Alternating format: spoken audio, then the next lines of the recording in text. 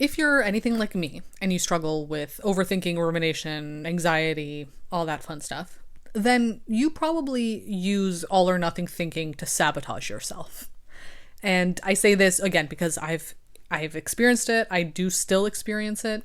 I'm much more aware of it now, and I know how to work through it for the most part. Of course, it is hard. All this stuff that I talk about is not easy to work through, but there are ways, there are methods, there are tools that I've understood that work best for me. So you're probably using all or nothing thinking to sabotage yourself, because that's an easy way to sabotage yourself. When you think something has to be all or nothing, black and white, yes or no, this or that. Yes, it's so much easier then to fall off of whatever you're doing, because nothing in life is black and white. Nothing is all or nothing.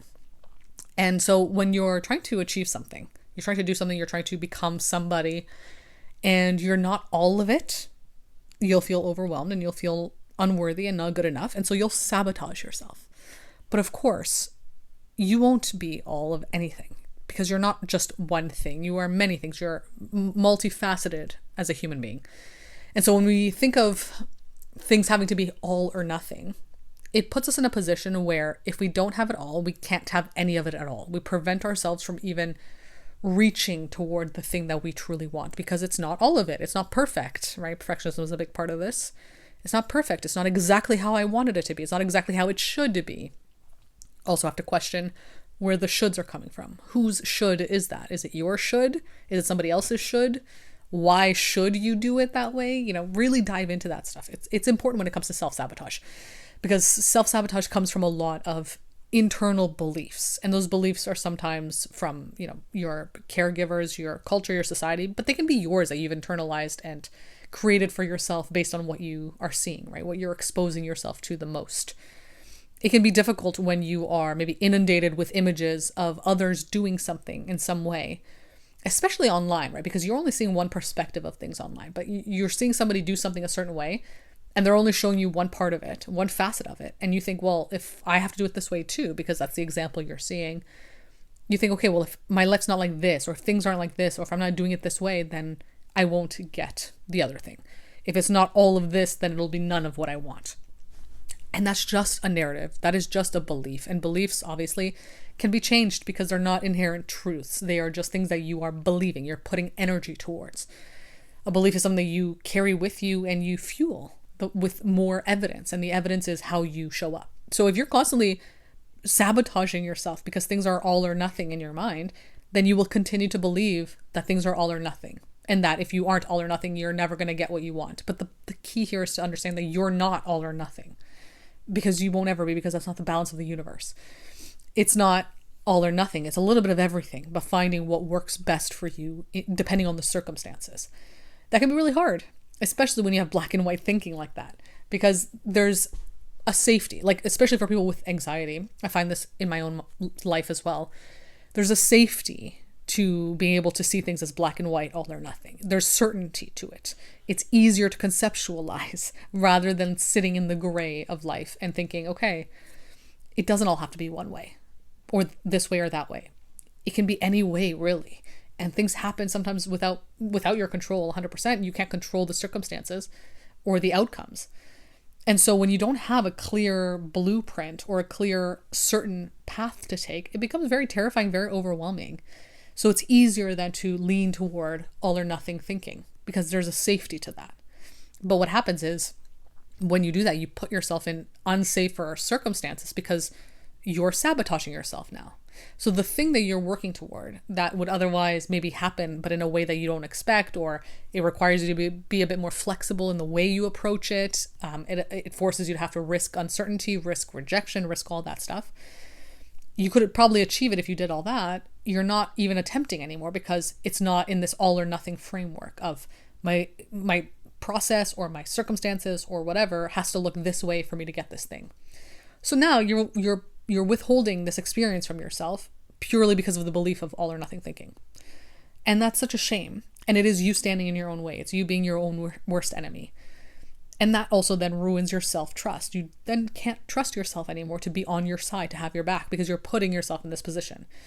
And so this isn't a conscious thing, right? You don't consciously understand that you're losing trust in yourself every time you do this until you obviously become fully aware of it. But when you're in it, when you're deep in it, you don't recognize that this is what's happening. You just feel the consequences of it afterwards. You start losing trust with yourself, and you then have to question, why am I not showing up for myself now? Why am I not doing these things that I say I'm going to do? Why am I not keeping my promises to myself? Because you don't trust yourself. And so you don't believe that you're going to have your back anyway. So you're not going to show up for yourself. You're not going to do things that are scary or uncomfortable because clearly you're not willing to risk that stuff. You're not willing to do the things that you need to get to where you are, risking the uncertainty. You're opting instead to stick with the kind of egoic method of things, which is all or nothing thinking. And so this completely deteriorates the relationship you have with yourself, which makes it even harder then to stick to your process, your goals, your method. Because how can you? You don't even like yourself after a certain point, which is not good. And so in my own journey, I've had to really be honest with myself about this as well. When you sabotage yourself because of all or nothing thinking, you stop liking yourself because you're putting yourself in a position that is uncomfortable and not leading you to what you want in life. So how do we then work through all or nothing thinking? Really, it comes down to risking the fear of uncertainty. That's really what it comes down to at the end of the day. Risking not knowing, risking taking action without 100% certainty of this action leading to something, and risking doing it imperfectly. That's the key here. Because I think a lot of all or nothing thinking comes from the place of, when I'm this, then I'll be able to do this. So when I'm perfect, I'll be able to get the outcome I want. So I have to be perfect first to then attempt something. And that's actually impossible. You're never then going to be able to attempt anything because you will never be perfect. I know it's hard to hear that. It's hard to accept that, but it's a good thing. It's a good thing. You don't want to be perfect because what does perfect even mean? Perfect is sterile. Perfect is unnatural. It's not real. It's not something that kind of breathes and fluctuates the way humans do. You can't be perfect. So it's really important to accept that. Accept that and also forgive yourself for that imperfection. Many of us who maybe have been taught in our childhood that perfection leads to safety, or being perfect is the only way to not be abandoned or rejected, of course, you're going to seek out perfection for the rest of your life as a safety mechanism. But as you get older and you realize that it's no longer serving you, you can't continue on with it because it can't serve you anymore because you're not going to be perfect. You never were perfect. You're never going to be perfect. And it's a shame that you weren't accepted back then for your imperfection, but now it's your duty to accept yourself in the present for your imperfection, to forgive yourself for it. It's not something to even be ashamed of, but like we do carry that shame, right? So forgive yourself for it, accept yourself for it, and understand that it's actually part of your life. Like that's part of life. It's not something to be ashamed of because it is just neutral. It's not even something that's good or bad, right or wrong. It just is. So when you are able to really, sink into that, it's so much easier to then sit in the gray of life because you are now accepting your own grayness.